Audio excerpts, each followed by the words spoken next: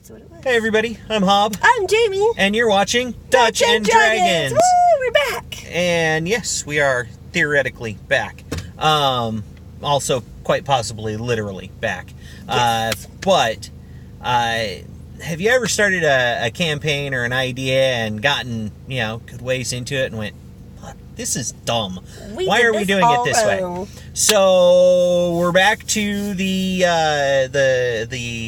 adventures of the 12 weeks of adventures. 12 weeks of adventures. But we've done some reconfigurating.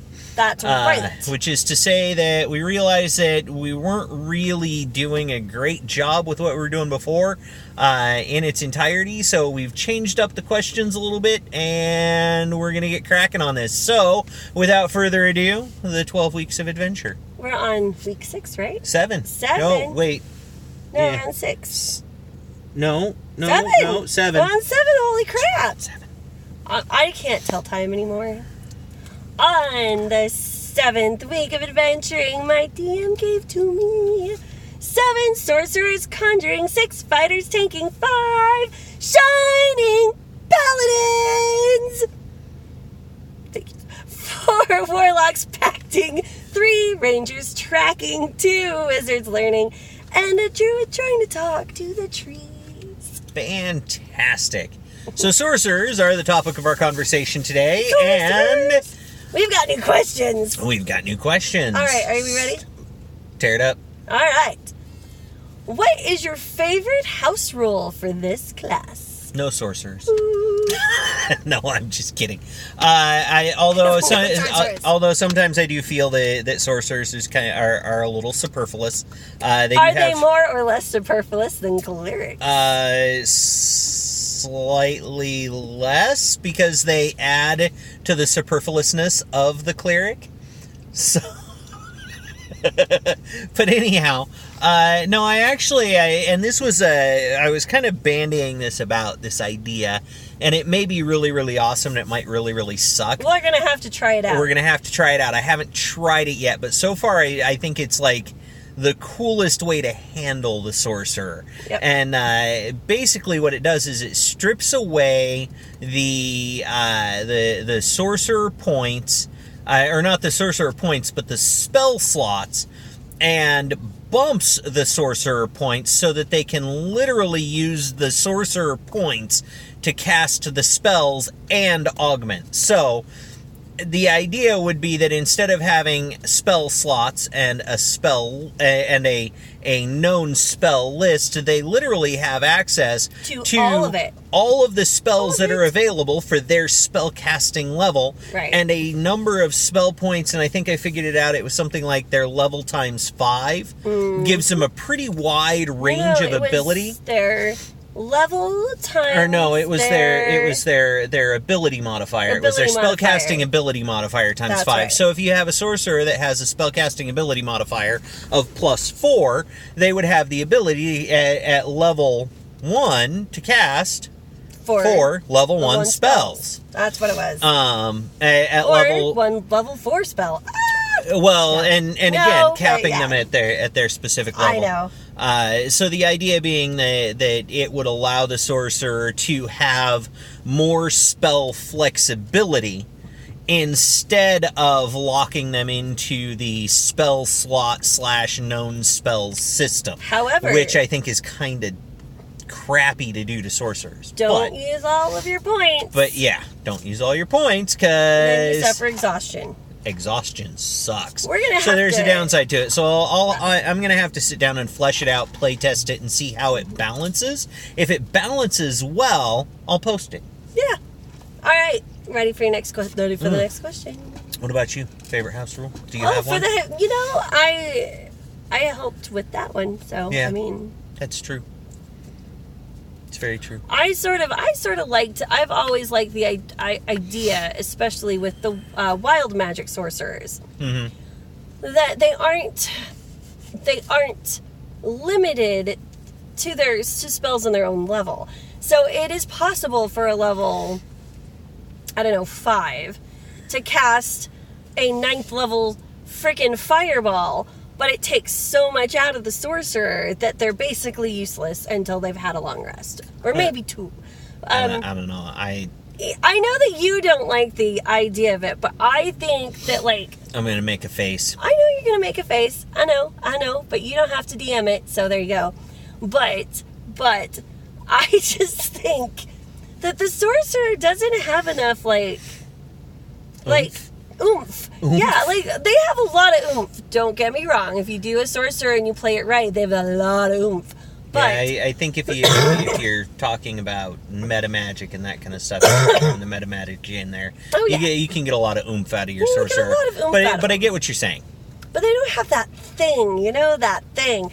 And I think having a spellcaster that could cast any level randomly, but with side effects, could be a lot of fun. Could be. All right. Next question. What is the best buddy comedy pairing for this class? When we thought of this question, I started thinking about it, and I still don't have a good answer. No? No, because, I always think you need a fighter with your sorcerer. Your magic and your melee, and it's totally the Han Solo and Luke thing. The fighter's like, I don't know why you're bothering with this magic crap. Yeah, I suppose you could go that route. Mm-hmm. It's my buddy comedy pairing. I don't know. I haven't thought of a good one. At least not one that I think makes, a really funny pairing. Or a really buddy comedy kind of pairing. Because, with buddy comedy, you kind of have... You got to have kind of the straight man and the comedian, right? You got to have the guy that's actually funny. And then the guy that is just the butt of the jokes because he never gets it.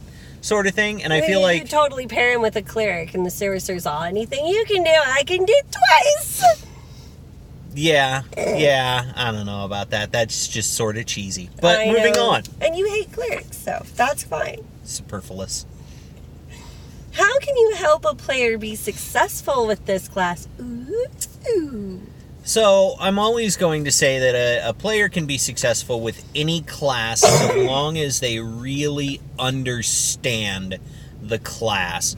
Taking the time to understand the spells and the metamagic abilities as they pertain to your particular sorcerer archetype, and using them to your best advantage at the right time, and not getting locked into the idea of the sorcerer is only good for casting spells.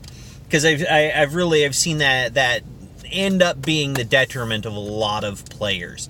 They get into a sorcerer, and the sorcerer has a very limited number and scope of spells, and then they go, oh crap, I'm out of spells, I can't do anything. It's like, well, why didn't you take crossbow, or a sword, or some sort of melee weapon, or ranged weapon, so that you could benefit from combat outside of slinging spells. Diversify, I guess, is really my suggestion for the greatest success with that character class. I always tell my players to really delve into the subclasses, especially for something like the sorcerer, because it's like we said, when you first look at the sorcerer, there's not a lot of oomph there. Yeah. There just isn't. Not on the surface level. But if you really get into some of these subclasses and understand them a lot, the sorcerer can be quite punchy. And True. so I always say, just make sure that you're really reading these subclasses and understanding how to utilize some of these awesome things like the meta magic, like the wild magic. Wild magic can be really fun, or it can suck a big one. It's true. But if you really understand how it all works, you can really come up with some punchy sorcerers. True story. All right.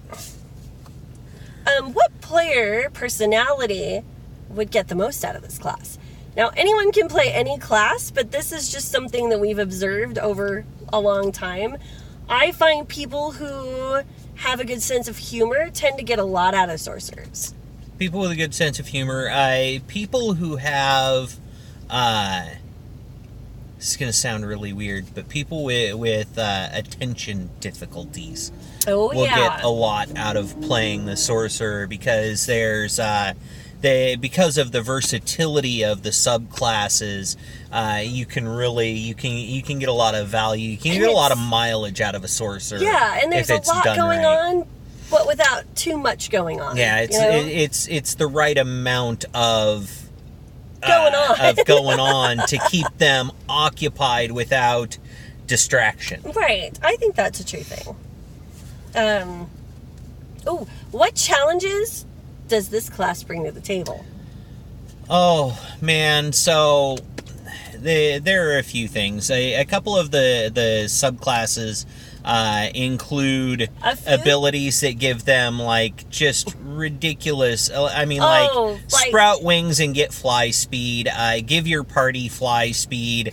The shadow sorcerer and its perpetual meta magic darkness. Basically, you can cast darkness, but then you can burn spell slots so you can see through the darkness. Well, no. So what they do is they use their meta magic you spend 2 points of your meta magic, cast darkness using those 2 points of meta magic, and it makes it so that only you can see through the darkness.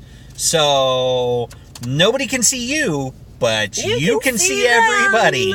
And then you just spam damage. And then you just spam damage out of it. Yeah. So there are definitely some things in the Sorcerer's toolkit. The only thing you can do as a GM for that is AoE's back. No. There's one other thing that you can do for it. What do you do? It's called Dispel Magic. Oh, yeah, you can dispel magic. There are other things, but of course your encounter has to be geared to addressing those types of challenges. True. And but if you've got someone playing Shadow Sorcerer, think about this, guys. Just think about it. Just ponder Put that that for a in little the back while. of your head. Yeah, just carry that in the back of your mind there. Just remember, Shadow Sorcerers can really screw your encounter up. Mm-hmm. They really can. The other challenge I can find the wild magic sorcerer can be challenging sometimes because it can either break the game or turn them into a potted plant. I mean... Yeah, and I think that a lot of that has to do with how frequently or infrequently you allow the wild magic to pop. Because the way it's written is that at any time a sorcerer casts a spell, the DM can choose to have a magic effect occur. And there's a wild magic effect. There's a house rule. A lot of times, if I have someone playing wild magic sorcerer, most of the time that I give them wild magic effects is when they're under a great amount of stress. So if I feel like it's a very stressful situation, that's when I'll pop their wild magic. I've used that same methodology. The other thing I like to do is I'll actually just use a D100 roll, and anything over 75% is wild magic. So you just roll the D100, and if it's over 75, wild magic, baby. Okay. And if and that lets you actually adjust the frequency too, because if you want them to be in an area where wild magic is more prevalent, ta-da! You just adjust that percentage. That's true. Make it more frequent. So you can adjust. There are a lot of different ways you can work it out. And you figure it out. What other challenges? Tell us how you do it. Oh yeah, that's good. What other challenges do you find pop up with sorcerers? I mean, they're sorcerers. They're basically a challenge. I don't know. I can't think of anything else that comes to mind. I mean, like, I'm sure that there are things that we'll encounter. We haven't had a lot of sorcerers played in our games. I know I play a lot of sorcerers, but I don't have a lot of people play them in my games. Yeah, so I haven't really run into a lot of challenges with the sorcerers specifically. I'm just thinking about the different subclasses. There are certain aspects of the sorcerer subclasses that could definitely present challenges. Like I said, the flying abilities of a couple of the subclasses. The one where that turns your sorcerer basically into a more badass cleric. Yeah, that's the one where you can give flight to all of your friends. Yeah, it's insane. And so I mean, like the Shadow Sorcerer has some really unique challenges that it can present to the Dungeon Master at the table. So this segues nicely. Are there subclasses that you avoid for this class at your table, and why? I mean, no, I don't think there's anything implicit in the sorcerer subclasses that I'm like ban hammering, that I'm like just gonna stick the ban hammer on. I might say no, but to certain players around those subclasses, but it's more because I worry about how they're going to play the archetype. Then I worry that they're not going to have fun and get the most out of the character class, and so I might have a conversation with a player about it, but not. And why you wouldn't think that this would be a good choice, and some of it has to do with the campaign. Yeah, some of it will have to do with the campaign. Some of it will have to do with the individual player. And I have done some campaigns. Like, I don't usually ban subclasses straight out, except if, like, we're playing a certain sort of campaign, and that subclass is either going to greatly hinder the rest of the party or greatly break the game. I just say this subclass is off the table for this particular campaign. Yeah. But I don't have one that I'm just like, oh, don't do it. Yeah. You know? Yeah, I agree. It's not like the cleric. I'm sorry. Just skip have cleric hate. It's mostly me. I have a lot of cleric hate. I don't like the holy subtype, the frickin'... Anyway. Never mind. That's for a different episode. We don't want to get off on a cleric. I think we've had that episode. So, what kind of baddie is good to challenge this class? Pretty much any character, any creature, enemy, whatever that's immune to magic. Has magical immunity or resistance. Yep. The ability to dispel or counterspell. That's true. That'll pretty much ruin a sorcerer's day. All the way around. You don't want to ruin their day, but yeah, it'll definitely challenge them. It'll definitely present a significant challenge to them. Those types of enemies, and actually another type that would be really useful against a sorcerer is pretty much anything that has the ability to sneak attack. We're not going to make it to the end of our question list. That's cool, though. Whatever. It's good. What do you got? All right, ready for the next one? We did that one. What game elements might you include for a sorcerer? I like role-playing elements, or... So, I think that for sorcerers, it would depend on it would actually, I think, depend on the subclass. So, like, if they had maybe, like, Dragon Ancestry, I might have elements in the game that are specifically oriented around learning more about that dragon heritage and that dragon ancestry and how that came to be a part of their family. If they had the wild magic, maybe it's a curse that was placed on them when they were very young. Ooh, I like that. And it's something that you could kind of, work their way towards removing type of thing, or, finding out why the curse was placed, or maybe it's a family curse. Who knows? I mean, there's all sorts of stuff that you could do with that. I think that when you start digging into game elements, you have to start taking into consideration the player and the specific backgrounds and those kinds of things before you can really answer that question. I think I've said this in previous podcasts, video cat, whatever they're called. Podcasts. Thank you. That I like to make magic rare in my world, so I will do a lot to make sure that, like, even though most all of the classes in 5e have magic, that the normal people aren't used to seeing a lot of it. So I tend to put that element in my game that seeing magic scares them. Yeah. And that's a layer that, and it's, if I think the player can handle it, if I think the player would find fun in that kind of an element, I do like to make magic shocking in my world. And they often have violent reactions, like adventurers getting run out of town with, pitchforked peasants behind them because they're terrified. The peasants don't like adventurers. Adventurers bring trouble. And violence and magic is scary. So that's an element I like to include in my games, and a lot of my players really like that sort of thing. But again, it's dependent on your players. All right, we've got enough time for one more. Oh, one more. Okay. Oh, we made it. Oh, we made it all the way through. What is the biggest misconception of this class? That's just a question I like. So I think the biggest misconception around this class is that they lack magical versatility, and the versatility really comes in the subclasses, not so much in the spell list access or the number of spells that they can cast.